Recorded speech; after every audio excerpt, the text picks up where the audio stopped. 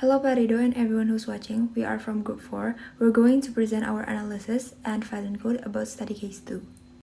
Okay, so in this slide, we focus on the problem framing. So the case study focuses on a common urban problem, which is inefficient parking in large grocery store areas. And the problem would be for the parking demand to be uneven, with spots near entrances filling up too quickly and the other part remains empty. So instead of adding more parking spaces, our goal is to optimize how existing spots are selected. So the system that we created will help users to choose a parking spot based on walking distance, traffic level, cost, and also availability.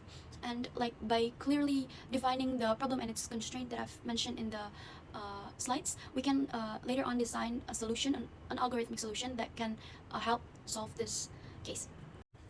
Okay, for the next slide, which is the identification part, we identify like the physical structure of the parking area itself. So the parking lot is divided into four main zones, which is north, south, east, and west, and it represent different um, distances to the store entrance, which is like directly affecting the user's preference and experience.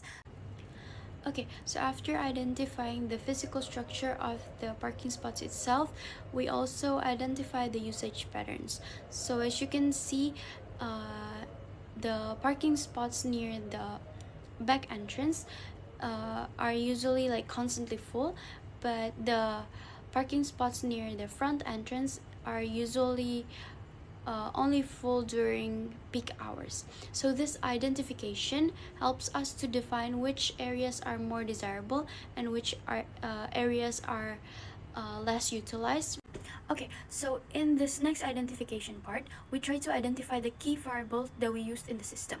So we consider parking cost, availability, traffic level, and also walking distance. So normal public parking spots usually tend to have an hourly pricing, while for the valet parking, they tend to have a fixed fee.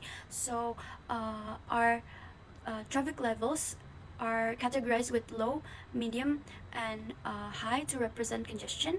And for the availability, we use true or false values.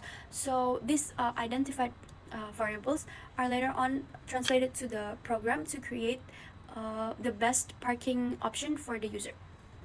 Okay, next up is the abstraction strategy and why these variables. So this system focuses only on essential factors, traffic levels, walking distance, and also availability, while excluding non-essential details like car types or driver profile.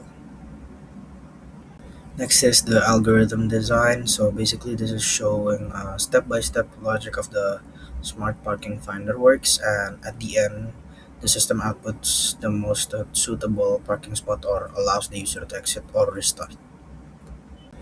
These slides explain the parking lot class in Python. A class acts as a blueprint that defines what a parking lot object has, such as data, and what it can do through its methods.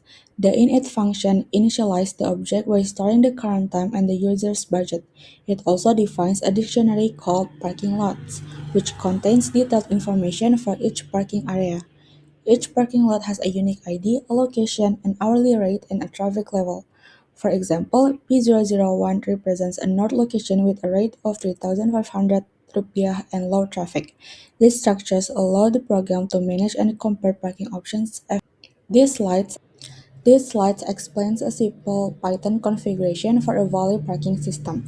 First, self-valet ID P001 is used to label the valet parking area. Each parking lot has a unique ID, so this helps the program recognize that P001 is a special valet zone. Next, self-value price 50,000 sets a fixed value of 50,000 rupiah. Unlike regular parking, value parking doesn't depend on time span. Finally, busy hours starts peak time range, which can be used to check traffic conditions and support smarter parking decisions.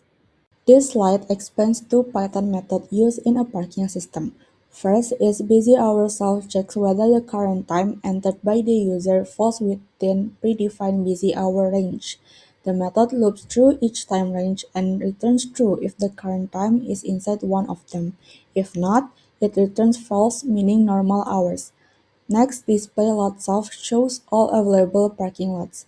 It prints a header, loops through each parking lot, extracts the location, hourly rate, and traffic level, then converts traffic codes into readable text like low, medium, or high, And finally, it prints clear parking details for the user to choose from. This slide explains the validate lot function, which checks whether the parking lot chosen by the user is valid. First, the program creates a list called reasons to store explanations and checks whether the current time is a busy hour. Next, it verifies if the selected lot ID exists. If not, it immediately returns false with an error message. Then it retrieves the lot's location, hourly rate, and traffic level. If it's a busy hour and the traffic is high, the lot is rejected. The function also checks affordability. If the user selects value parking but doesn't have enough budget, it returns false. If all checks pass, the function returns true and confirms that the parking lot is available. Next is calculate price, sets the parking fee. So the valid lots have a fixed price for 50,000 rupiah and the regular lots multiply the hourly rate by the hours parked. And then get distance, estimate how far lot from the entrance, north is the closest, south is medium, and east or west are the farthest. The distance is randomly chosen within each location range to simulate reality. This function make a pricing and distance calculation simple and dynamic for all lots. The program first shows traffic and available lots. It checks if it's a rush hour with busy hour and display all lots with display lots, so the user knows traffic and rates. Then it loops until the user picks a valid lot. With validate lot, checks if the lots exist, traffic condition, and the user's budget.